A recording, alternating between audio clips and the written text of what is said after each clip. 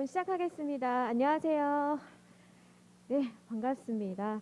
네, 오늘 처음 보는 얼굴도 계시고요. 저희 팀원들 쭉 이제 일기 시작됐네요. 자, 오늘 지난주는 좀 시간이 남았지만 오늘은 이제부터는 저희 한 타임하고 끝이잖아요. 그래서 조금 빡빡해요, 여러분. 빨리빨리 따라오셔야 됩니다. 일단 일기가 열렸는데요. 우리 강의 계획서 다들 보셨을 거예요. 그거 같이 잠깐 짧게 소개하고 들어가도록 하겠습니다. 일단은요, 강의 목표 보시면요, 그 밑줄 친 부분 한번 보실래요? 저희 상담 진짜 많이 이루어지고 있거든요. 근데 그 밑줄 친 부분 자신이 하고 가셨던 말씀 저기 써 있죠, 여러분. 네, 내용은 알겠는데 아직 못 쓰겠다. 그죠? 다 똑같아요. 그리고 어디까지 기본서 지금 오픈북 하고 있는데 어디까지 잘라 써야 될지 모르겠다. 그러니까 모르겠다인데 어떻게 써야 할지죠. 이제 기본서 이해는 다 되셨는데 그게 답안지로 옮기는 게 좀 이제 고민이 되는 것 같아요. 그래서 다들 비슷한 고민 갖고 있는 시기인데 GS 1기에서는요. 그래서 이 같은 질문과 고민들 다 이제 정말로 해결해야 되는 시간이 왔죠, 여러분. 그래서 저희 페이지 이쪽 보시면 이를 해결하기 위해서 제가 드리는 GS 1기의 10번 동안의 목표는요, 다음과 같습니다. 일단 별표 보시면요, 여러분들이 해주셔야 될 거 있어요. 이제는 실무 중요하죠. 예, 중요한데 이론의 분량 그 시간을 확보해 주셔야 돼요. 자신의 공부 계획표에서 그 이론이 갖는 시간 고정값으로 좀 넣어주세요, 여러분. 예, 조금 그 항상 어느 날은 좀 실무가 빨리 끝났어, 좀 쉬워, 복귀도 됐고 이러면 이론 해볼까 하다가 또 다른 걸로 빠지잖아요. 이제는 이제 시간을 여러분께 조금 고정해 달라라고 말씀드리고요. 그 다음에 두 번째 큰 거는 이따 단체 문자가 가겠지만 그 오픈 카카오톡을 제가 개설했어요, 여러분. 그래서 거기서 저희 중요한 게 뭐냐면 미리 공지할게요. 논점이요. 논점을 그곳에 제 계획은 일요일 저녁에 공지하겠습니다. 여러분 저도 한숨 돌리고 네, 다음 주 논점을 일요일 밤에 거기다 올릴게요. 그리고 거기에는 제일 중요한 건 뭐냐면요. 여러분들 같이 우리 팀원 같이 공부하고 있다는 거 함께 하기 위해서 자유롭게 인증하는 공간으로 만들어도 좀 좋다고 봐요. 그래서 누가 시작점 스타트 끊기 되게 어렵잖아요. 제가 자연스럽게 끊어볼게요, 여러분들.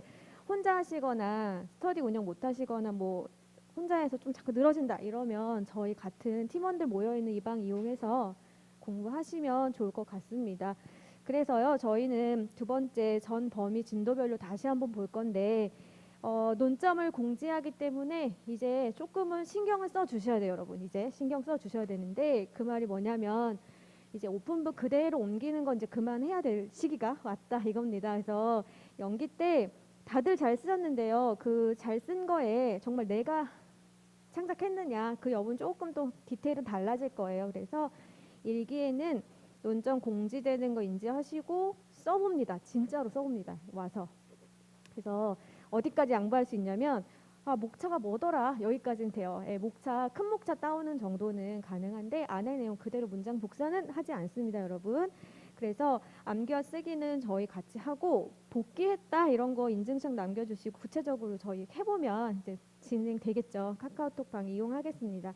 그래서 유형을 확인할 거고요. 3번 보시면 오늘도 우리가 연기에서 확인했던 거 말고도 기본이 많잖아요. 그래서 그거 한 번 더 하는 시즌이 GS 1기라고 생각하시면 돼요.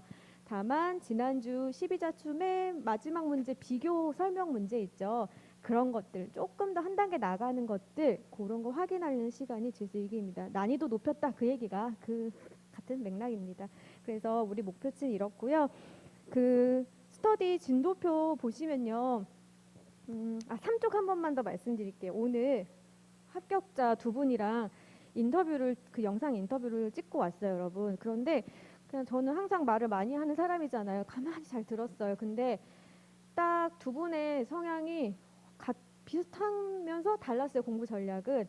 근데 이제 첫 번째 분에서 말씀의 요지는 기본서 회독이었어요. 그분은 그 얘기를 했어요. 정도의 길이 있고 사도의 길이 있는데 자꾸 우리 수험생은 그 문턱을 넘지 못하고 자꾸 쉬운 방향으로 가려고 한다는 거예요. 그런데 누가 봐도 거기로 가면 자신도 이제 합격해서 보니 다시 기본서로 돌아온다는 얘기를 하시더라고요. 그래서 분량 많습니까? 뒤돌아보니까 많아요 라고 하니까 그렇진 않는데요 라고 대답해 주셨어요. 뒷분도요. 똑같이 분량 많지 않습니다 얘기하셨어요. 그래서 이거는 저희가 넘어야 될 회독수 자체는 있어요. 그래서 조금은 참으시고 따라와 주시고요.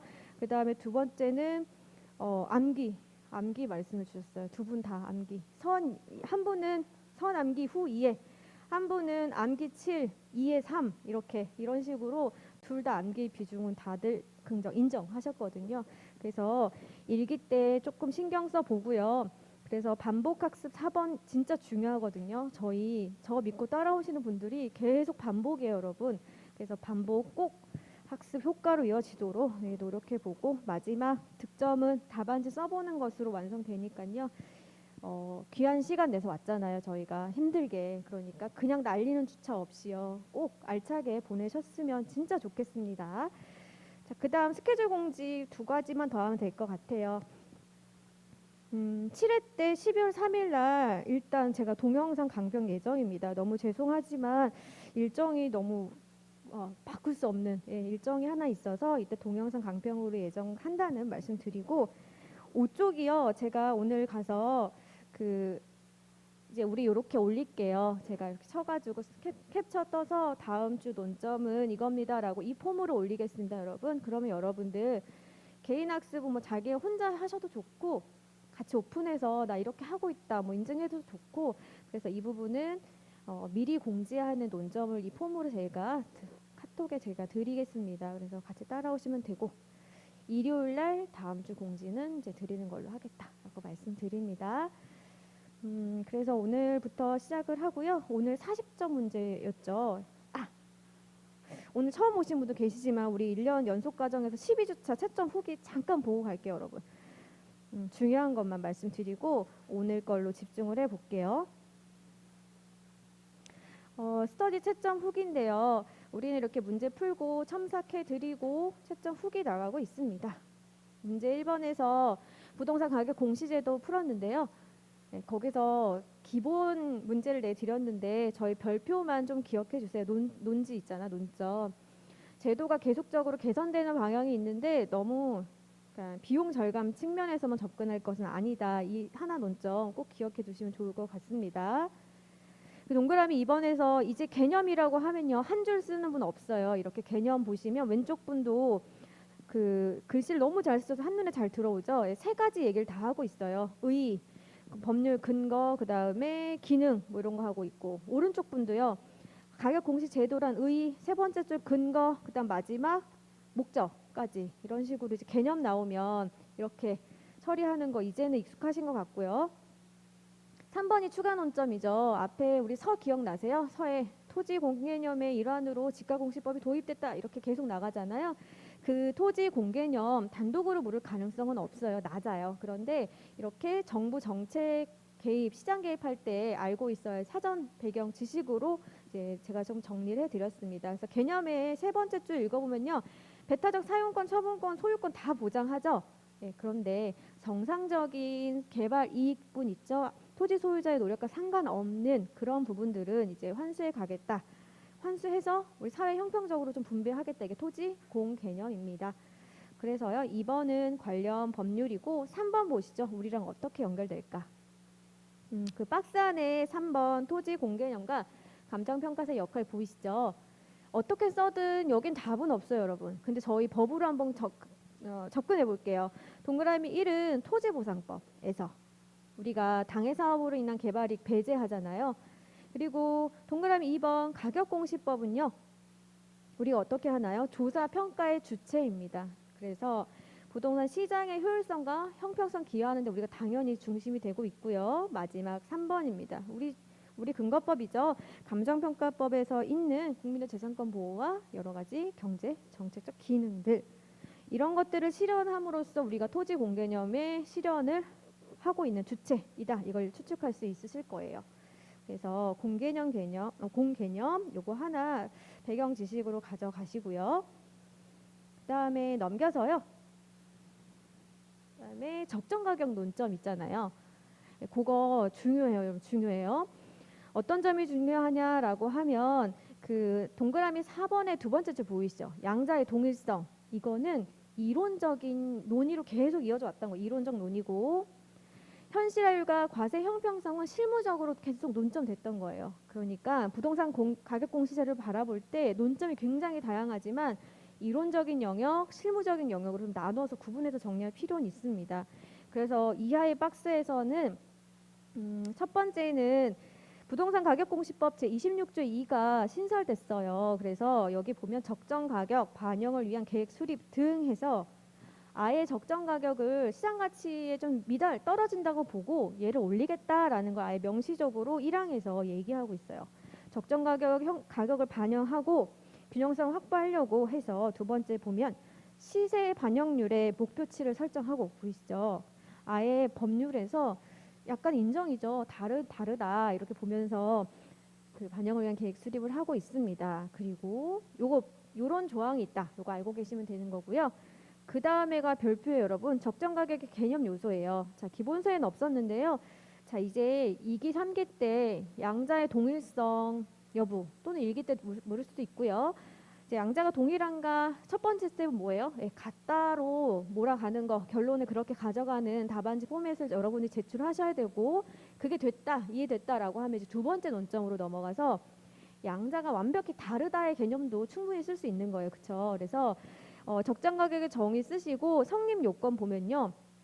우리가 시장가치 개념 요소 나누듯이 그렇죠? 1번부터 5번까지 요거는 목차만 같이 볼게요. 1번 평가 대상이 다르고 그죠? 우리는 토지, 주택, 비주거잖아요. 이렇게 한정돼 있고 2번 통상적인 시장의 것이라고 했는데 시장 가치와는 달리 이 적정 가격이란 자체가 우리 법 내에서 우리끼리 지금 시세 세금을 산정을 위해서 지금 하는 기준이잖아요. 그래서 여기 보면 그 표현을 어떻게 하고 있냐면 두 번째 줄에 아예 그냥 너무 극단으로 얘기는 하지만 우리는 법률에 근거해서 국토교통부 장관이 구축하고 운영하는 이 체계 안에서 그러니까 우리가 만든 폼 안에서 적정 가격을 제시하는 거이기 때문에 개념 요소 좀 다르고 3번 정상적인 거래가 이루어지는 경우여야 하는데 그 시장 가치의 그 거래 자연성 등 요거랑 비교했을 때 약간 다르다의 개념으로 갈 수 있고요. 그다음에 4번도요. 성가 높인 즉 일반에서는 최적의 이용 가치이자 적정 가격은 이 최빈 가격을 얘기를 하는데 우린 두 번째 줄 보면요.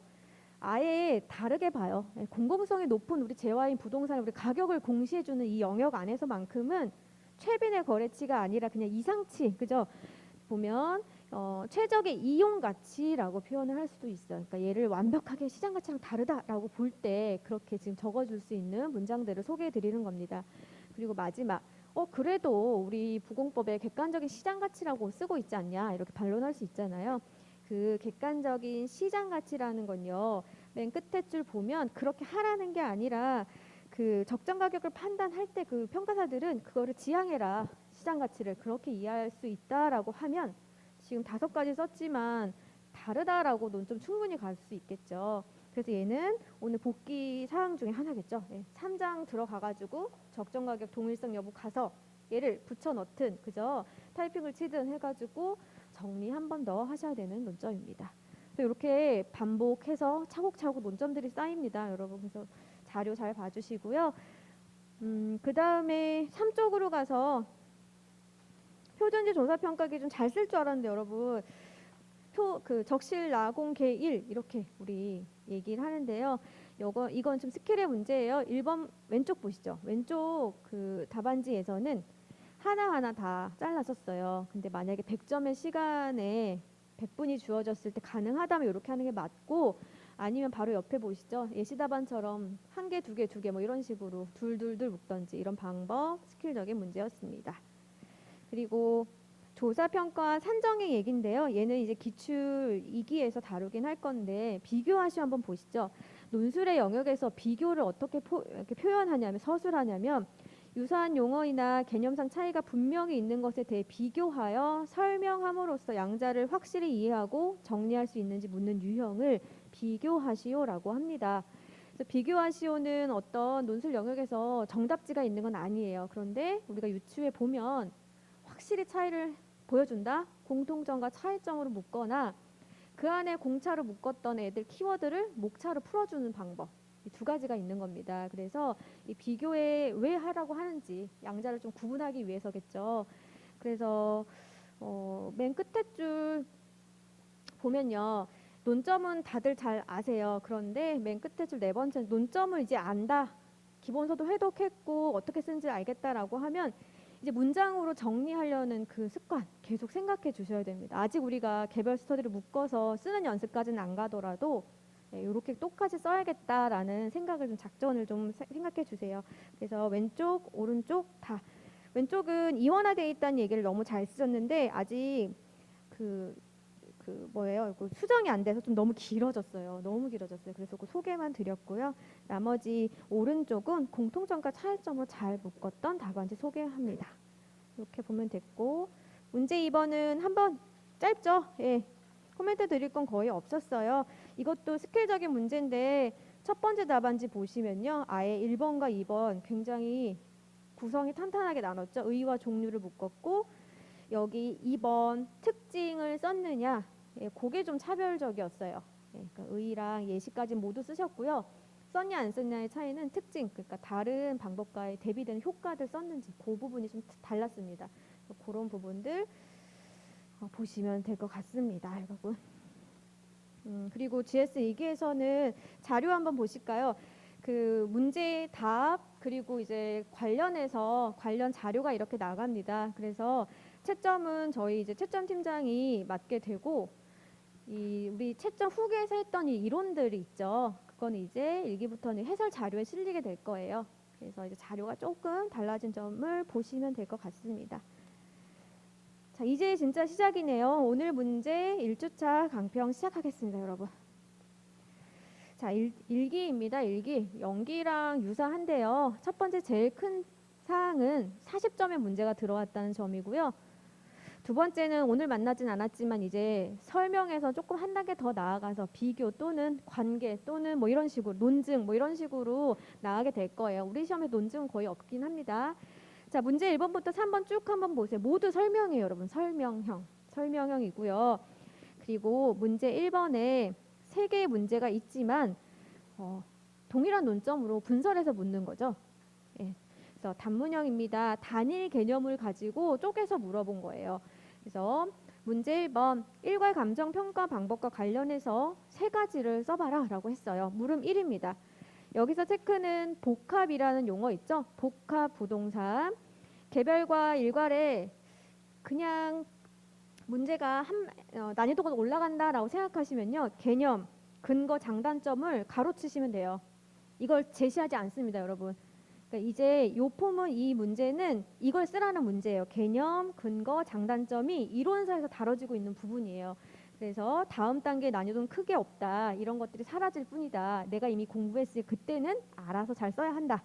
물음 2에서는 일괄평가란 거를 구분하는 내용 있죠. 여기가 조금 어려울 수 있어요. 우리가 차감법, 비율법 알고는 있는데, 그죠? 물음 2.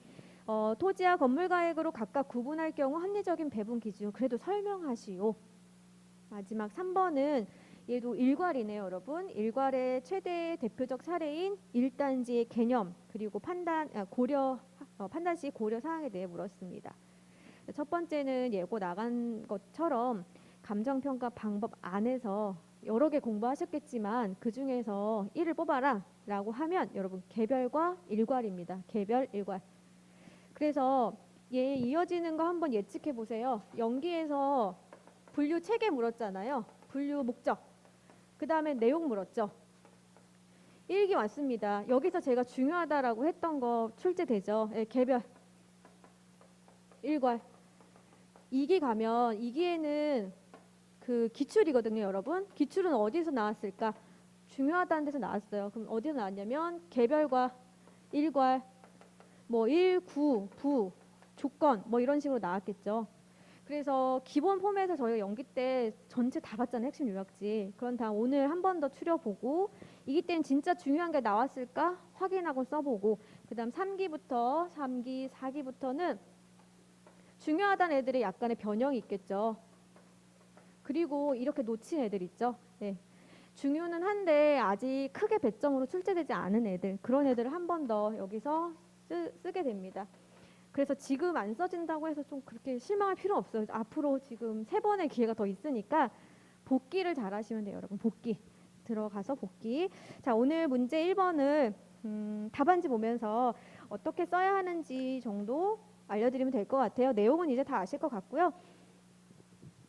자, 감정평가 방법 중에 베스트 1을 뽑아라 라고 하면 개별과 일괄 기억하시고, 서 보시면 키워드 보시죠. 일단 법제도라는 말이 좀 등장해야 될 거고, 법제도상에 두 번째 줄 각각 분리평가해서, 그리고 그 분리평가 앞에 뭐가 있을까? 등기제도죠. 법제도가 등기를 얘기합니다. 그래서 법이 그렇게 제도를 개별 등기하고 있기 때문에 우리도 개별 추계해 주는 겁니다. 그래서 답안지 형식 보시면요. 자, 물었던 애들을 거기에 녹아서 쓰는 거, 즉 물었던 것들을 법규처럼 서술해 주는 건데, 완벽하게 뭐 답이 있었던 건 아니잖아요. 설명글이었으니까. 꺽쇠 보시면 복합 부동산은요. 일체 거래 관행이 있어요. 그런데 각각 등기되기 때문에 원칙적으로 개별 감정평가가 원칙이고, 일괄의 대표적인 것은 일단지다. 뭐 이런 식으로 보시면 되고, 밑에서 네 번째 줄이 논점이겠죠. 원칙과 예외 적용에 대한 얘기. 그래서요, 우리는 개별 물건 기준 준수예요. 그래서 감정평가 관계 법규 플러스 감정평가 일반 이론 이렇게 기억하시면 되고요. 그다음에 공정성과 신뢰성은 우리 실무 기준이 제시하는 방향성이죠. 공정성과 신뢰성 키워드 기억하시면 됩니다. 자, 단일 개념이기 때문에 뭔가 큰 논점거리는 부각시킬 수 없는데, 문제와 문제 간의 연결이라던가 문장과 문장 사이 왜 물었는지를 표현을 해주셔야 되는데요. 물음 1번에서 함께 볼게요. 일단 복합 부동산의 개념입니다. 개념. 이론이 어려운 게 처음 적응이 어려워요. 묻지도 않은 애들을 자꾸 의의를 쓰라고 하잖아요. 그렇죠? 그래서 우리 이제 요거는 인지하셨고, 이제 복합 부동산이라는 애를 표현을 해 보면요.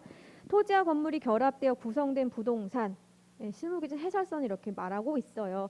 토지와 건물을 각각 지칭하는 것이 아닌 토지와 건물이 결합된 그 자체를 복합 부동산이라고 하면서 구분 소유 부동산이랑 대비해서 설명해 주려고 이렇게 해설을 하고 있습니다. 보시면 네 번째 줄 뭐 개별 평가 계속 원칙 나오고요.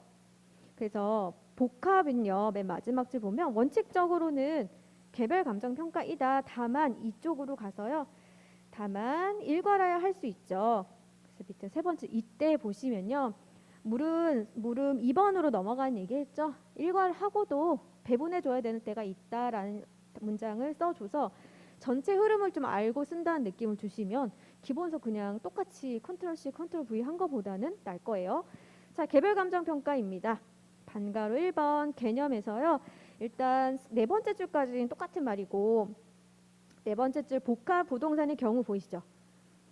토지와 건물을 개별적으로, 여기까지도 알죠? 토지는 공시지가 기준법 등이겠지만 건물은 원가법 등에 의해서 평가한 뒤에 양자의 합으로 부동산 가치를 구하는 방법을 얘기합니다. 그리고 근거는 우리 일기 때 요약집에서 했던 거 기억나시죠? 예, 동그라미 1번은 제도적 측면에서 민법, 그 다음 세 번째 줄 감칙 7조 1항, 그 다음 이론적 측면에서는 밑에 두 번째 줄 효용에 동그라미 치면요. 개별이냐 일괄이냐의 전제 조건은, 이론상 전제 조건은 효용입니다. 효용. 대상 부동산의 가치를 창출하는 이 효용분을 둘이 같이 내느냐 각각 내서 합하느냐, 이 차원으로 계속 얘기를 하게 돼요. 그래서 효용이 계속 나오게 됩니다. 장단점으로 넘어가죠. 장단점. 자, 이건 다 예측하시죠? 첫 번째, 법률 제도적 측면에서 부합하고, 두 번째 보면요. 개별의 입장에서 얘기하는 거예요. 예, 효용을 개별적으로 잘 반영해서 그게 장점이다. 그럼 저쪽 가면 단점이 되는 거고, 평가 선례가 풍부해서 평가하기 쉽고요. 그다음에 네 번째 줄 거래 관행, 그 단점 시작입니다.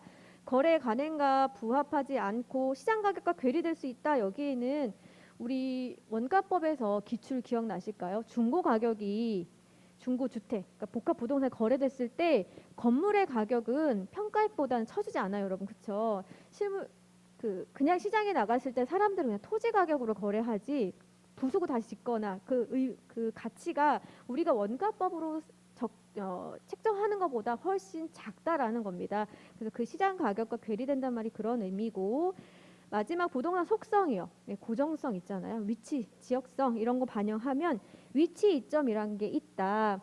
그래서 서울에 있는 동일한 주택과 서울이 아닌 뭐 강남과 강북을 해도 되고 지역적 차이가 있다라고 하면 동일한 사이즈의 건물을 가진 토지 건물 복합이라 하더라도 서울 지역이 훨씬 땅값들이 비싸겠죠. 네, 그게 위치 이점이고 걔를 개별과 그 일괄의 관점에서 각각 장점, 단점이라고 설명하는 겁니다. 그래서 그 맥을 흐르는 건 효용이에요. 효용을 누구한테 주느냐, 가져가느냐 뭐 이런 식으로. 3번 일괄입니다. 일괄은요. 밑에서 네 번째 줄 보면 복합 부동산의 일괄은요. 주된 방법으로는 일단 거래 사례 비교법이고 원가법과 수익환원법으로 구한 시장가의 합리성 검토, 조정, 부동산 가치를 구하게 된다. 이게 일괄 평가 방법입니다. 근거는요. 7조 2항 16조도 등장할 수 있고요. 4쪽으로 가면 이 역시 이론적 측면에서 발생하는 이 효용분이요. 분리할 수 없다. 그 얘기로 근거를 댑니다. 장단점 일체 첫 번째 줄부터 일체 효용 잘 반영한다. 그게 장점.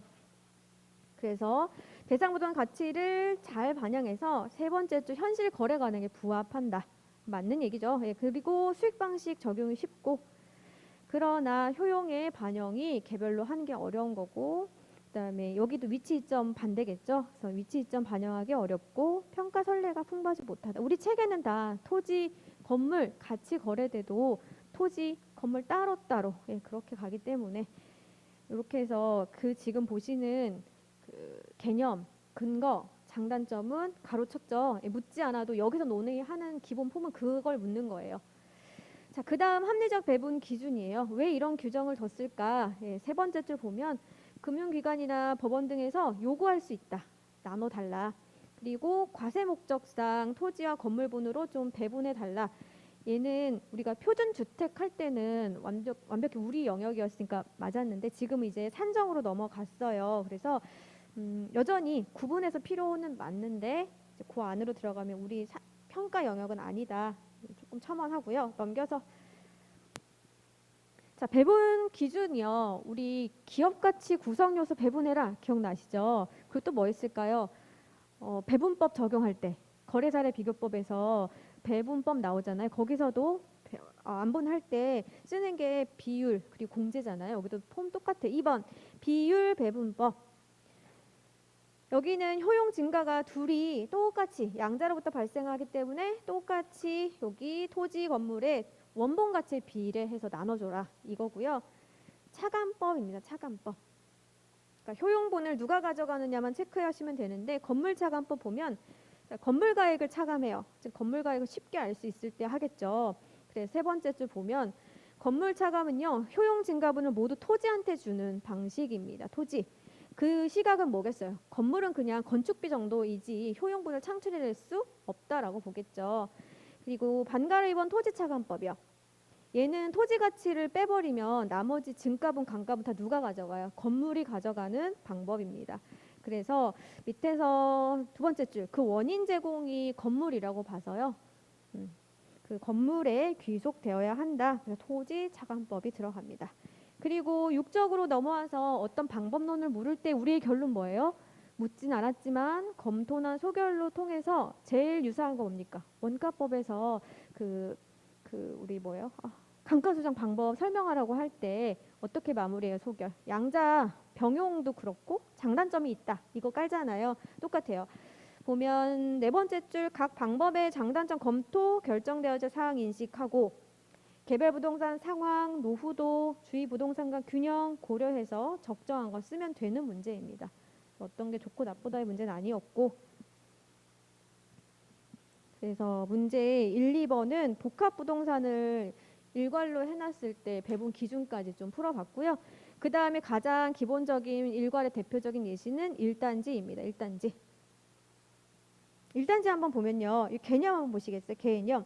우리 앞서 개념 한 줄로 처리 안 한다고 했죠. 근데 얘는 더더욱이나 양가로 1과 2로 나눴죠. 양가로 2가 핵심입니다. 여러분. 용도상 불가분의 관계를 해석해내는 게 관건이에요. 그래서 개념에서 꼭 빠뜨리지 말아야 될 게 2번입니다. 여러분. 2번. 의 한번 보면요. 의 보면 단순히 지적 공고상 2필지 이상 여기서 끝내는 게 아니라 두 번째 줄 당의 토지의 최애 관점도 등장해요. 경저에서는 최애 유효이용 분석편에서 1단지를 아예 분석해 줍니다. 그래서 최애 관점에서 볼 때 인접 토지와 1단을 이루어 같은 용도로 이용되는 것이 가장 수익성이 높은 경우를 이제 1단지로 확인하고, 이 용도상 불가분의 관계에 따라서 1단지 할지 개별 필지로 할지가 결정돼요. 용도상 불가분의 의미는 별표입니다. 얘는 사례로 나왔을 때요. 여기 조건부도 그랬다시피 조건부는 적법실 얘기 잘 풀어야 되잖아요. 1단지 가능합니까? 물었을 때 점수 차이는 어디냐면 얘처럼요. 용도상 불가분의 의미로 판단하시는 그 부분이에요. 그래서 이 부분을 신경을 쓰시고, 걔는 7쪽으로 넘어가면 이 문장 가지고 여러분들이 푸시면 좋을 것 같아요. 고려사항에서 반가로 1번 보이시죠? 판단, 용도상 불가분 관계에 있는지 판단. 사경행 측면에서로 좀 풀어가 볼게요. 동그라미 1번. 이 필지 이상 1단으로 이용하는 게 사회적으로 누구나 봐도 그게 제일 합리적이다 라고 인정할 수 있고, 경제적 측면에서는 이론적으로 1단지를 요구하는 것 자체가 경제적 증가가 있기 때문이에요. 그래서 경제적으로 마이너스 되는데 1단지로 하겠다? 합리적이지 않다. 경제적 측면은 경제적 타당성 증가분이 있어야 되는 거고, 밑에서 세 번째 줄 행정적 측면에서 여러분 대장 띄면 다 나오잖아요. 1번지 왜 세 필지 이런 식으로 쉽게 확인할 수 있어요. 그래서 행정적 측면은 여기 대지권이 등재되어 있는지 중심, 즉 건축물 대장 등 행정 공적 장부 서류에 의해서 확인할 수 있다라고 얘기해주고, 자 2번부터 4번까지는 기본서 그대로죠. 2번 관계 법령이 있는지 인허가 여부가 있는지 조심해야 되고, 3번 일시적 이용 상한인지 판단해야 되고, 4번 소유자 동일성은 원칙적 직접적 관련이 없다. 그렇게 끌고 가시면 됩니다. 그래서 뭔가 남들과 튀는 답안을 적을 수는 없는 문제예요. 일기기도 하고. 근데 이제 튄다라고 하면 좀 차별화라고 하면 1번 서와 지금 8쪽의 결 보시죠. 원칙과 예외에 대한 얘기 계속 나오잖아요. 첫 번째 줄 시장가치 현황 개별 물건 기준이 원칙이에요. 그렇죠? 복합부동산의 원칙적은 또 개별이에요. 한 번 더 정리. 하지만 우리는요. 가장 객관적이고 공정한 시장 가치를 위해서요. 1, 9, 부 원칙과 예외를 두고 있습니다. 그래서 마지막 정리를 하되 밑에서 세 번째 줄 보면요. 이렇게 동일한 물건임에도 어떤 방법론을 쓸 것인가에 따라서 달라질 수 있어요. 그래서 이런 것들 우리가 확실히 전문성을 바탕으로 이렇게 결정해야 된다. 이런 식의 결론도 좋습니다. 그래서 우리 이제 2기 지나면 3기 되면요. 자, 서랑 결 날릴까? 아니면 나는 쓰겠다. 이렇게 둘로 제가 완벽히 분류할 거예요. 그래서 만약에 나는 도움이 전혀 안 되는 것 같다라고 하면 서결 쓰지 마세요라고 제가 말씀드릴게요, 여러분. 그런데도 할 수 있을 만큼 연기, 1기, 2기까지는 저희가 해보는 만큼은 또 따라오셨으면 좋겠어요. 그래서 제가 드리는 서와 결을 해당 파트에 이렇게 가져가시면 돼요. 아, 요런 논전 나오면 이거 그대로 써야지. 이런 식으로. 그렇게 하면서 시간 세이브하시고 실무 복귀하시면 됩니다. 자, 그다음에 문제 2번이에요. 문제 2번. 오늘 두 번째 논점은 직업윤리. 그죠? 직업윤리. 직업윤리는 똑같아요. 여기도. 연기에서는 그냥 기본서 그대로 직업윤리 오늘 물은 거 그대로죠. 예. 개념, 근거, 이론적 중요성, 규정 이렇게 나오는 거고요. 일기에서는 규정 알고 있는지 구체적으로 물었어요. 그러면 2, 3, 4에서는 지금 논점 1보다는 좀 약해요. 이 부분 자체가. 그리고 최근에 아예 나왔죠. 규정 써봐라. 네, 그래서 규정 써봐라가 최근 32회에 나왔기 때문에 이제 여기는 뭘 예측하냐면 이 규정을 알고 있다는 전제 하에 사례로 출제될 수 있겠다. A 평가사는 이런 과정에서 이런 판단을 했고 권리와 의무를 시행했다. 이런 식으로 하면서 이제 관련되는 윤리 규정까지 우리가 쓸 수 있는지. 근데 되게 고난이도잖아요. 판단 자체가. 일단은 저희가 할 수 있는 최선은 윤리 규정을 목차만 절대 안 됩니다, 여러분. 쓸 수 있는 말이 있어야 돼요. 네, 그래서 이 부분은 이따 해설 자료 보시면서 문장까지 좀 암기 부탁드릴게요. 윤리 규정 우리가 해놔야 되는 숙제예요, 숙제. 9쪽 보시면 돼요, 여러분. 9쪽. 직업윤리 관한 규정인데요. 여기도 개설이랑 저 끝에 자율규제의 중요성 한번 보시죠. 서와 결에 해당하는 9쪽의 개설 그리고 12쪽의 자율규제 중요성. 직업윤리에서 논점은 계속 말씀드리죠. 제도가 등장했어요. 제도 찬양하면 된다? 안 된다. 먼저 우리만의 자율적인 규제, 그죠? 자율성을 한 번 더 하고 그 다음에 제도 나오면 얘는 보완의 의미이지 찬양의 대상 아니에요. 그죠? 얘가 생겨가지고 우리 업계가 되게 깨끗해질 거 이런 거 아닙니다. 그래서 이거는 되게 심플하기 때문에 계속 오류 없이 잘 쓰도록 한 번만 들어도 뭐 그런 논점으로 가진 않으실 거예요. 그래서 개설에서 보면요. 해설서 문장 그대로입니다. 여러분. 감정평가 제도의 공공성과 사회성 충분히 이해하고 전문의로서 부여된 책임과 역할 인식해서 스스로 규율하자. 이 얘기를 계속 얘기해요. 스스로 규율입니다. 그리고 저희가 기억했으면 하는 게요. 밑에서 네 번째 줄 있죠. 감정평가사가 공공성을 지닌 가치평가 전문직 그리고 공정하고 객관적 직무를 수행해야 한다라고 우리 감칙 4조인가요? 직무에서 확실히 밝히고 있죠. 이 규정도 그 윤리 문제 나온다면 꼭 반드시 적어주세요. 규정 보시고요. 그래서 우리는 규정이 있고 분쟁 예방과 신뢰성 제고를 할 수 있습니다. 그래서 점프 해가지고 개설 벗고 12쪽도 자율규제 한번 보세요. 자율규제 12쪽의 관련 문제에서 결이죠. 결. 스스로의 얘기를 한 번 더 해요. 세 번째 줄 보면요. 우리가 의무 책임을 다하기 위한 그 선행 절차가 먼저이다. 그래서 직업 윤리에 대한 올바른 인식이 필요하고 그죠? 본질은 뭡니까? 자율 규제가 제일 중요합니다. 그래서 제도는 그 다음의 영역이다. 기억하시면 돼요. 그래서 직업 윤리, 그러니까 윤리 규정이 나온다라고 하면 개설과 관련 문제 있는 문장들을 기억하시면 되는 겁니다.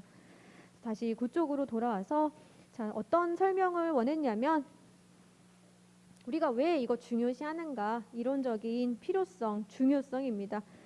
자, 첫 번째 직업윤리 개념 있고요. 여기서도 직업윤리란 이거 많이 쓰셨을 거예요. 밑에서 네 번째 줄 감정평가법 4조 2항만 체크할게요. 4조 2항. 한 번 더. 감정평가사는 공공성을 지닌 가치평가 전문직, 공정, 객관, 그 직무를 수행하는 것이다. 따라서 이를 수행하려면 윤리 규정에 지키는 것은 필수입니다. 그렇게 연결해서 넘어가고요. 10쪽의 그 답안들은 그 큰 목차만 줄치고 넘어가죠. 2. 사회성과 공공성 때문에 3. 법으로 규율해서 우리한테 권리 주잖아요. 전문 자격사를 소양을 지켜야 되고요. 4번 외부 환경이 변화하기 때문에 좀 더 뭔가 달콤한 그런 수익률이 높은 의뢰가 들어온다 하더라도 직업윤리 기반으로 판단해야 한다 얘기입니다. 얘는 목차 기본서 그대로. 기본서의 목차는 해설서 목차 그대로 이렇게 생각하시면 돼요. 이렇게 해서 나머지는 넘어가고요. 그래서 여기서 다른 이야기 써도 크게 감점은 아닙니다. 근데 제일 명확한 건 해설사가 좀 친절하게 풀이해준 대로 좀 써보는 거고요. 11쪽으로 가서 이제 여기 규정 얘기예요. 여러분 규정에서 제가 기본서에서 빠진 것만 한번 확인하시면 돼요. 여러분 다 알고 계신 건데 일단 그 문제에서 여러분 물음 2 그리고 문제 2의 물음 2 한번 보시면요. 일단 감정평가 업자에서 기본서에도 혹시 못 바꿨다면 법인으로 다 바뀌었죠. 법인 등으로 명칭이 바뀌었고 감정평가 관계 법규라고 하면 감정평가법, 감칙, 실무 기준 뒤에 적었지만 우리와 관련된 근거 법률 얘기하는 겁니다. 그래서 정하는 윤리 규정을 기술하시오. 기술입니다. 그냥 설명도 아니에요. 쭉쭉 암기했던 거 쓰시면 돼요. 자, 감정평가법 25조 등으로 처리했어요. 너무 많잖아요. 그래서 어떻게 처리할까? 반가로 1번 성실 의무 등으로 묶었고 여기에 그 그냥 법 명칭 있죠. 25조 성실 의무 등 네 번째 주 26조 비밀 누설 금지, 27조 명의대여 금지, 28조 손해배상, 그다음에 29조 감정평가 유도 요구 금지. 그래서 여기까지 보시면 되고 그다음에 하나 더 보면 반가로 2 감정평가협회 윤리 규정도 존재하는데 그 규정을 쓰란 얘기는 아니고 우리 규정 쫓아볼게요. 감정평가법 36조 이게 기본서에 실려있지 않습니다. 협회는요. 회원이 직무를 수행할 때 지켜야 할 직업윤리를 제정하여야 한다. 좀 관리해야 되는 거를 의무로 주어져 있고 회원은 직업윤리에 관한 규정 준수해야 되고요. 세 번째 조 38조에서도 교육화라고 되어 있죠. 예, 그 부분도 윤리 교육도 포함. 그래서 여기 집어 넣었습니다. 그래서 여기 한번 보시고 그다음에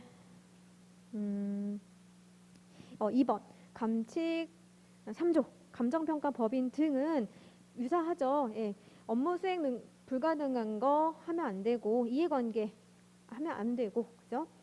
그리고 3번 감정평가 실무 기준은요. 첫 번째 줄 보면 기본윤리와 업무윤리로 구분한다라고 해서 여기 규정이 이미 출제됐다고 했죠. 32회가 이거 물었습니다. 기본윤리, 업무윤리 우리 지금 줄였었지만 이거 한번 써봐라. 그래서 품심청보 그다음에 의불비 이렇게 앞글자로 딸 수는 있어요. 근데 이 부분이 조금 외우지 않으면 안에 쓸 말이 좀 중구난방돼요. 그래서 확실한 암기 여기 부탁드려요. 이렇게 해서 1, 2, 3으로 3개로 나눠서 설명하시면 될 것 같습니다. 그래서 10점의 분량에서 양쪽 다 채우면 정말 꽉 채운 거고요. 여러분 분량 수준에서 보면 12쪽 관련 문제 전까지 쓰시면 보통의 답안지로 다 분량은 그렇게 수렴됩니다, 여러분. 그래서 10점 분량은 여기까지다라고 보시면 돼요. 다 왔네요, 그죠? 문제 3번이에요, 여러분. 3번. 평가 검토와 유의사항인데요.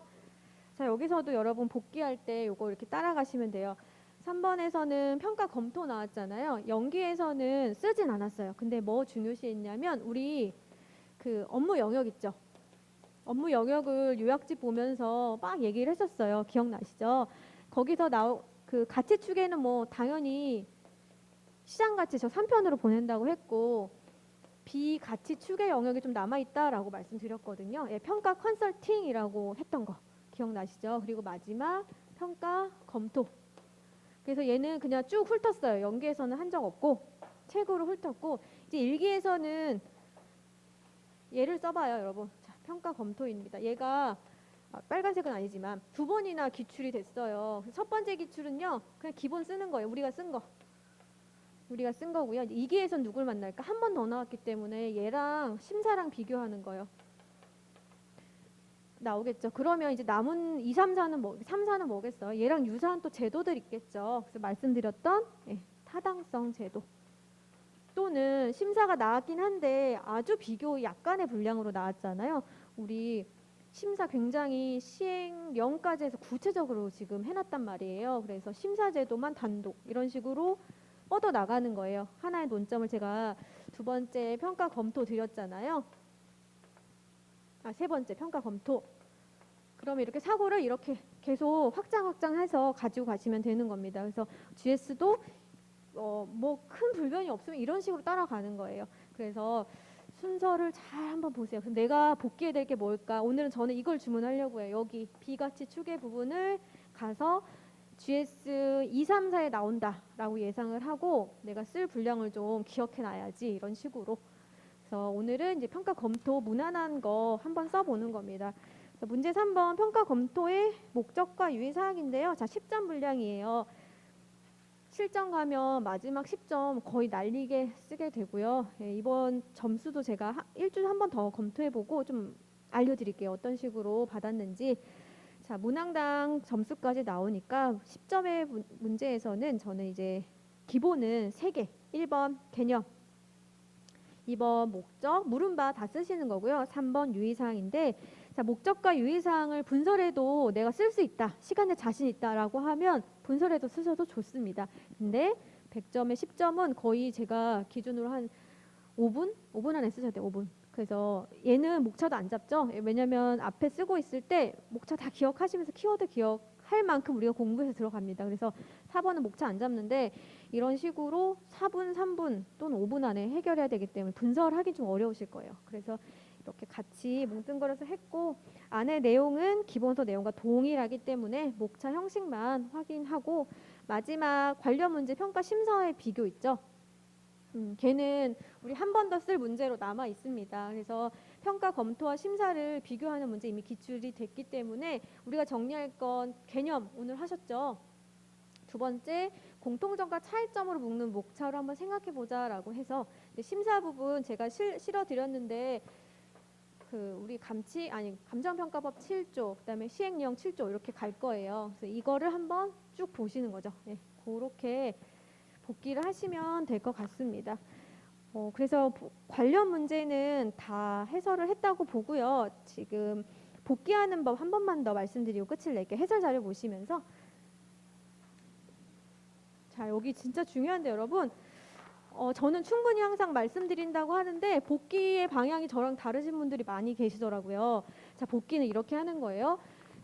일단 하지 말아야 될 복기는 뭐냐면 문제에 대해서 해당 문제와 답을 정말 달달 외운다거나 아니면 그거 기준으로 서브를 만든다거나 문제답 이런 식으로, 그건 전 정말 비추예요. 문제와 답은 그 해당에서 논점 이렇게 알려드리잖아요. 그거 이렇게 문제화한 것에 불과해요. 그러니까 어떻게 변형돼서 나올지 모르지만 그 중에 가장 대표적인 그냥 알려드리는 겁니다. 그래서 일단 우리가 가서는 문제의 답 확인은 당연해요. 네, 확인은 당연하고 그 예시 답안에서 내가 혹시 정말 1차원적인 거 틀린 거 있는지 보셔야 돼요. 네, 틀린 내용이 있는지. 그래서 그럼 그건 아직은 다들 이해는 되셨을 텐데 암기가 안 됐다는 거겠죠. 틀렸다는 거 아예 지금은 그렇지 않으실 거예요. 근데 두 번째가 많으실 겁니다. 네, 잘못 쓰셨겠죠. 내용이 비문이 많거나 내 내용이 조금 점수 받기는 내용상의 오류가 있어요. 그러면 가서 어디로 가느냐, 예시답안 확인했고 나의 상태 확인했습니다. 예시답안이랑 같이 보면서 그러면 기본서에 해당 챕터로 가는 거예요. 제 1편으로 갑니다. 1편. 그래서 감정평가 방법을 논점으로 뽑았잖아요. 두 번, 세 번째도 있지만, 그래서 오늘 가서 하는 건 해당 파트 논점이 들어가 있는 제 1편에 대한 전체 복습이에요. 전체 복습. 읽어보는 거죠. 읽어보는 거고, 그리고 지금 나눠드린 이 해설 자료는 저랑 같이 왔다면 대부분 봤던 문장들이에요. 그렇기 때문에 하는 분량이 막 늘어나진 않아요. 근데 이제 판사한 것이라든가 해설서에 있는 조금 특이 사항이라든가 이런 거를 이거 반복할 때 내 기본세 한 번 더 확인하시는 작업을 하시면 됩니다. 그래서요, 여기 같이 볼 거는 저희 해설 자료에서요, 1단지 3쪽 보면요, 대표적인 사례 3가지 쓰는 거 기억나시죠, 여러분? 예, 가정에 가정 써서 사례화하는 거 아니라 이 3가지 써야 정답이다라고 말씀드렸던 거 기억나시죠? 요거가 하나 더 보시고요. 오늘 우리가 할 작업이 많은 건 직업윤리가 아닐까 싶어요, 여러분. 직업윤리 페이지는 4쪽입니다. 4쪽. 이거 작업 이 프린터 없어도 충분하죠. 근데 이제 정말 요것만 모아서 하시는 분들 계시기 때문에 이런 식으로 제가 달아드렸어요. 저기 감정평가법 제 4조 직무만 하나 동그라미 치시고요. 나머지는 많이 봤던 거고, 그리고 오른쪽으로 넘어와서 5번 보이시죠? 예, 제가 아까 읽을 때 뭔가 이상했어요. 싸했어요. 여기 28조의 29조가 아니라 감정평가 유도 요구 금지 본조 신설이 21년 7월 20, 그러니까 굉장히 신설 규정이에요, 여러분. 감정평가 유도와 요구 금지입니다. 제 28조의 2 요거 하나 챙기고, 그래서 기존에 정리가 잘 됐다라고 하면 별거 할 거 없고요. 이 안에 내용 한 번씩 봐주시고 신설 규정 챙겨 놓으시면 되고, 5쪽으로 넘어가서 35, 36, 38조 이렇게 있습니다. 그리고 그 박스 안에는 재개정 이유를 좀 쭉 법령정보센터에서 가지고 왔어요. 한번 가볍게 읽어보시면 될 것 같습니다. 그래서 오늘의 복기는 1편 다 읽어보는 1회독하는 거랑요, 그 중에서 두 번째 직업윤리 규정을 꼼꼼히 쓰시되 5쪽에 나와 있는 실무기준 200번 있죠. 그거 이제 언제 출제되겠어요? 우리 GS 2기 되면은 윤리 출제되겠죠. 사례는 맨 마지막으로 보낸다라고 하면 윤리 규정 구체적으로 쓸 수 있는지 그거 실무 기준으로 준비하시면 될 것 같습니다. 그리고 마지막 저에게 한 3분만 주세요. 7쪽이에요. 7쪽. 자, 여기에 그 기본서 그대로 제가 실어드렸죠. 다음 예상 문제는 뭐다? 평가 컨설팅입니다. 평가 컨설팅. 그래서 평가 검토 잘 썼을 거고, 이제 다음에는 평가 검토에서 제시하고 있는 여러 가지 분석 유형들 짧게 정확하게 치고 갈 수 있는지, 그거 다 뭐 1번 의 뭐 비교 이렇게 묻진 않을 거예요. 그죠? 그냥 평가 컨설팅에 대해 설명해라라고 하면 쭉 나열하는 식으로 이제 암기됐는지 이해됐는지 확인하시면 될 것 같습니다. 그래서 이 부분은 로마자 2 평가 컨설팅 영역을 한번 봐주시고요. 마지막 9쪽 가면 심사 부분 있죠. 7조부터 시작해서 시행령으로 이어지는 그 박스 있습니다. 그래서 이 심사도 우리 타당성 제도처럼 심사와 제도는 다 우리 법률에 있잖아요. 그러면 얘를 법률만 쭉 정리하면은 의미가 없잖아요. 그래서 법률은 최대한 서술식으로 변형하셔서 이해하셔서 쓰셔야 됩니다. 그래서 얘는 쭉 쓰는 게 아니라 1번 개념, 그죠? 2번 내용, 뭐 들어가겠어요? 목적이나 그다음에 기능, 뭐 효과 이런 식으로 각 제도가 노리려고 하는 것들 들어갈 거고요. 그러면 얘 그냥 7조 쭉 나열하면은 안 되잖아요. 우리 식으로 바꿔서 하는 작업을 뭐 미리 쓰셔도 좋고 그냥 지금 목차처럼 구상만 하셔도 좋습니다.